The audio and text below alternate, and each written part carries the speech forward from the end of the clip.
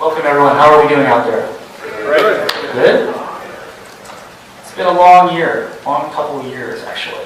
This presidential cycle has been quite an amazing one, and we've been more engaged than we've ever been this year in terms of helping out the presidential campaign and getting people who are excited about that involved. And it's been an interesting ride, but I want to point out two people who helped out with the presidential campaign this year that was very, very critical to our success in organizing the grassroots.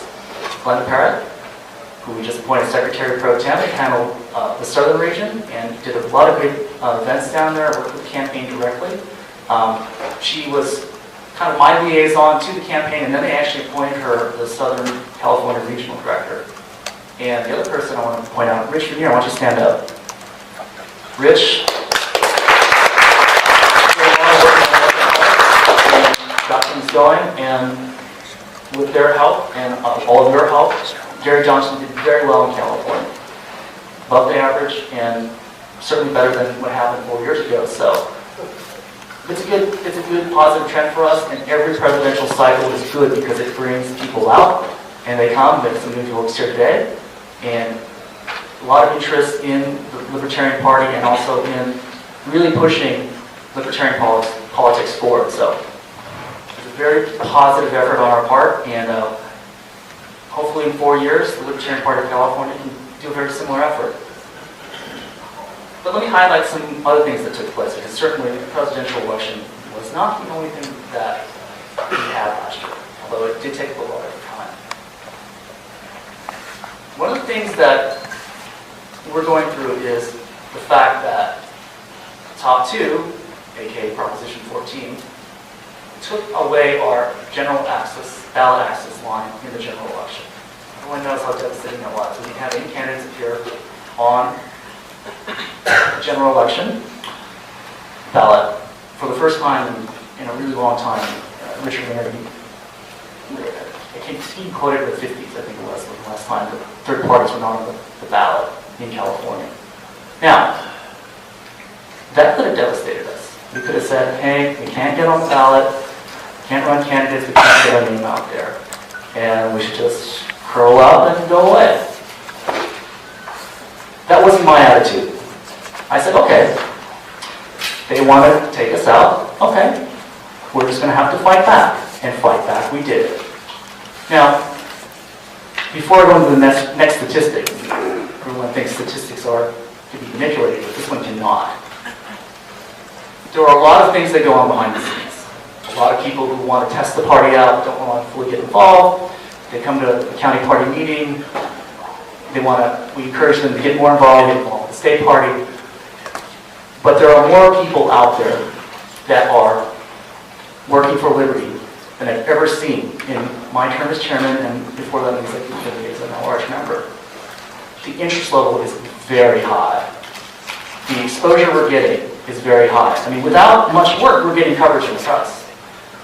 We've done rallies here in Sacramento, and the newspaper calls us up because they know who we are. And we're not exactly major party status yet. Although I like to joke there are two major parties in California. There's the D's, there's us, and there's that minor party called the GOP.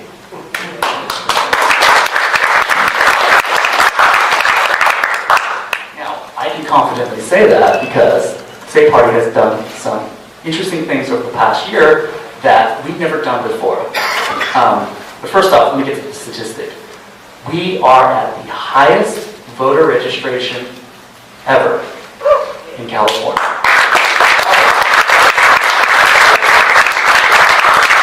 Now, granted, we didn't really have an active voter registration campaign because we're prohibited by federal law, because of the Federal Campaign Act, the BCRA, prohibits our spending from a non-federal account, which is why we can't go spend money on voter registration. However, there was one thing that made the difference for us this year.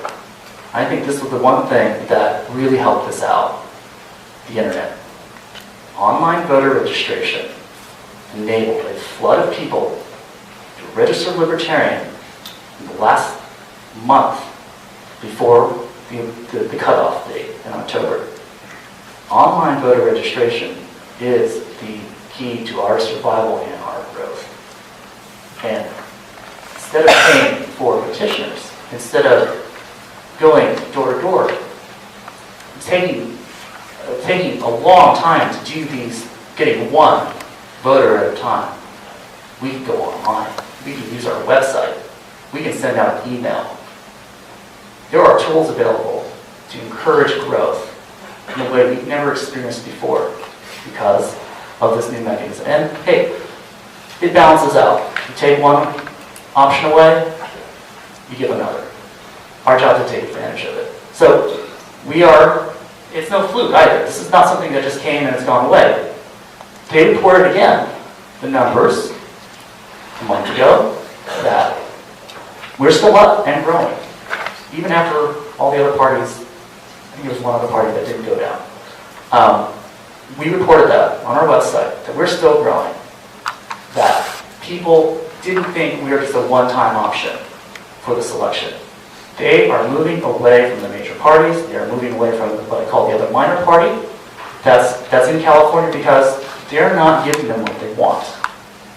We are. Now, yes, it may seem like we're small, but when we leverage our voice, our numbers, and we do that very effectively because we are very intelligent, rational, smart people, not the crazies that they say we are. We are not that. You look at the last election, right? Did you see what was on display there? I mean, people were fleeing that major party, who I'm not going to name, in droves because of some of their positions. Well, our candidate wasn't crazy. Our candidate was very sane and sound. We are not the crazy party. And don't let anyone say to you that we're crazy. Don't go back and say, you're crazy. That's the typical libertarian response. No, you're crazy, no! But what you have to do is, okay, here's why we're not. And lay these things out. So, another big project last year.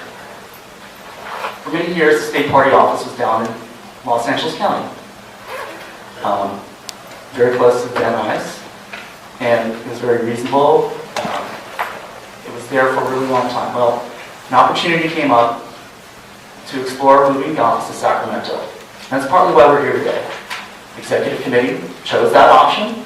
We shut down the office in Panorama City, and we moved it up here. No sooner than 2 days later, Richard Wingers got me testifying against the bill banning paid circulators in the Public Safety Committee of the State Senate. From there, we started to establish relationships with other legislators, because the reason why, one of the big reasons to make this move, is that we were under attack. Talk to. A lot of other election laws, there was no voice, there was no advocate keeping a third party like us on the ballot. And so, we reached out to these people. We have, as you came to our rally yesterday, Assemblyman Tim Donnelly came. He was the only one who stuck around in town for us. Most everyone leaves Thursday night to go back to their home districts. He stayed back, spent a day away from his family, away from his district to be with us. Now, it's not because he asked us, we asked him. One of his staffers worked at Hillsdale College, and I said, really? We actually have, quote, libertarians working in the Capitol building. Since then, we have found others. I went and talked with another representative yesterday, or their staff, and she spent a year at the Independent Institute. Our folks are everywhere, more than we think. And why I say our numbers are growing is because we have just simply not connected the dots in ways now that are starting to happen. Being here in Sacramento is probably the biggest move the state party has made, ever. Because now they know who we are. And in the very same press release, the very same article that the SAC put out, Republicans move out while libertarians quietly move in.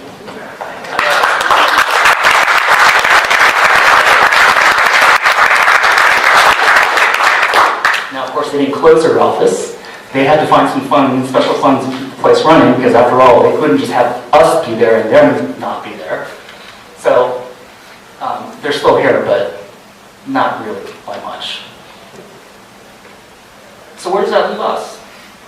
We have gone from an era where we knew nobody in the state government. We had 9 months ago, no connection. Now, we have a roster of people that, if we needed to, for example, say, hey, this election law is bad for us, we can go talk with them. And they will listen. And to that point, some of you talked with them yesterday. And they liked the fact that we're coming out there. Now, don't get me wrong, I'm not there to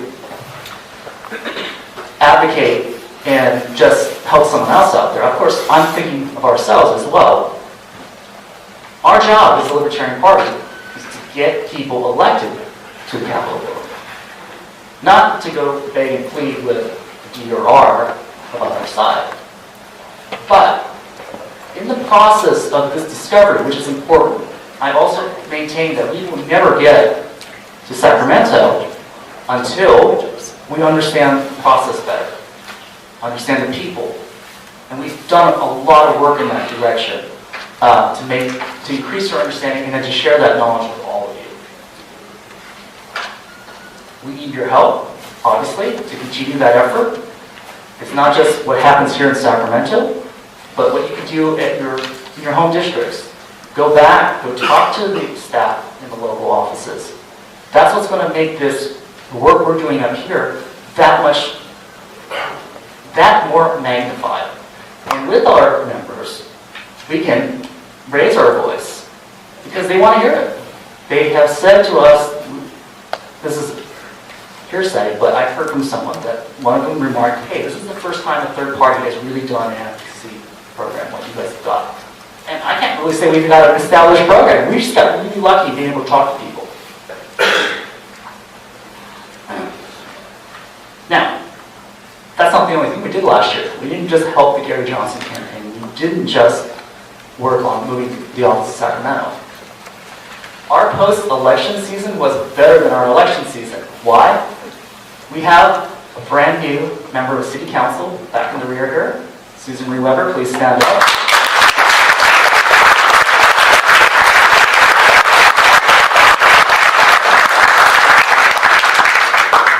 Happy about this because I can say the state party had a direct impact on her election. Before I get to that, the story about Susan Marie Weber, this was her fourth time running. She wasn't going to run. I'll let her tell more of that story later this afternoon. She won by a little more than 30 votes in a really tight post-election county period. The other side was a gentleman. He did not contest that result, and so we have a new elected official. And she'd been working on this for a really long time. Back in 2010, the Libertarian Party of California Executive Committee, in its capacity as a candidate support committee, gave her for her campaigns for city council $500. Not a significant amount, but enough for Libertarian, enough to get things going. Well, that year she took the money, spent it on doing some yard signs, put the yard signs out. She didn't win that year. But like any other good Libertarian candidate with scarce resources, she said, hey, let's recycle the signs. So her team went and gathered the signs up and put it in her garage. 2 years later, when she decides she's going to run again, what happens? They put the signs out. Now, with a vote margin that slim, 40 votes, could you buy the story that maybe 1 or 2 signs might have made the difference? Point is, it does not matter how small the effort we put in. Everything counts. Everything. When you leave this convention this weekend, don't sit there and go, well, I did my one thing for the year.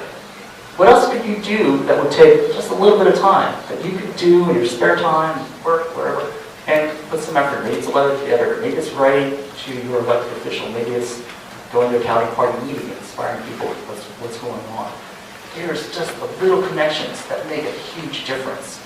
And my job has been to focus that, is to get people together and put people who can complement each other and work together and get county parties to talk to each other, because I see this from a different perspective, that the party is growing because the connections in between each and one of you is growing.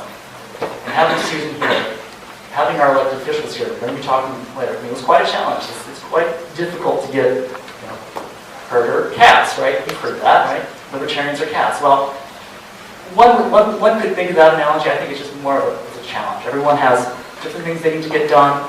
Party's one of them. It's just a matter of how do we focus and manage people's time.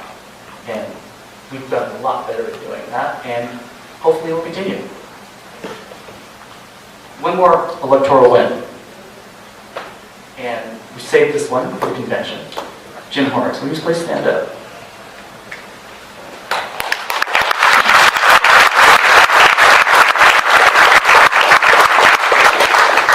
Jim posted something on our Facebook page, and it was a question about some water policy. And I went and did some research. So why is this elected official saying stuff on our Facebook page? I find out, oh, he really is an elected official.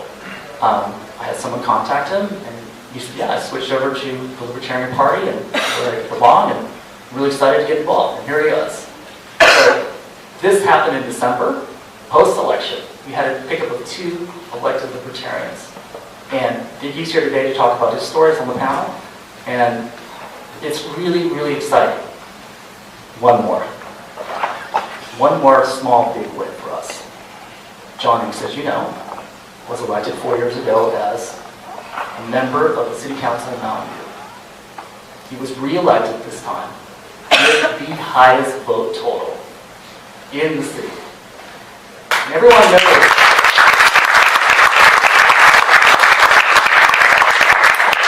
everyone knows the city of Mountain View has the headquarters of a company called Google. Everyone use that search engine? Yeah. Mountain View is not a small town. It is in population. It's big in stature.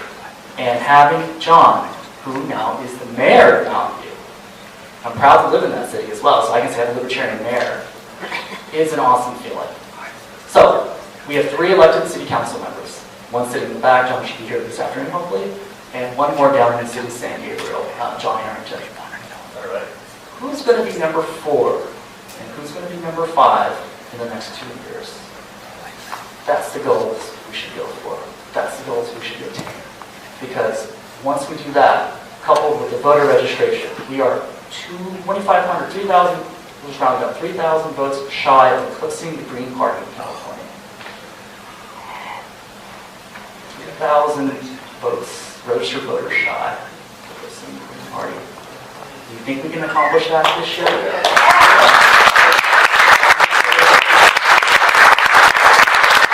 Digital savvy libertarians should be possible. Once you do that, we'll just stay with that. We'll just go from there. Okay, so that's our year. A lot of other things took place. Free book, the platform we've been using for our website, for other county parties, survived the election, which is amazing. We did a lot of work there to keep things going. And it was one of those things where it's like the lights. They always got to be on. You don't really care what goes on behind the scenes. Well, there's a lot of behind the scenes work to keep that up, and we stayed up. So the investments we've been making in free book have paid off.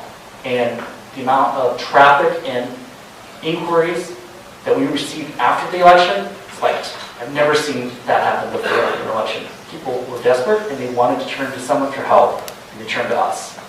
So, the rest is up to you guys. We set the stage, we provide the lights, but we need your help. Because what you do out there, we could pull in and leverage everywhere. Because a little win someplace, doesn't matter where, California, the rest of the country, is a win for all libertarians everywhere. And that's an important thing. Everything you do counts, even if it's small, big, does not matter, but you have to do something. With that, thank you very much.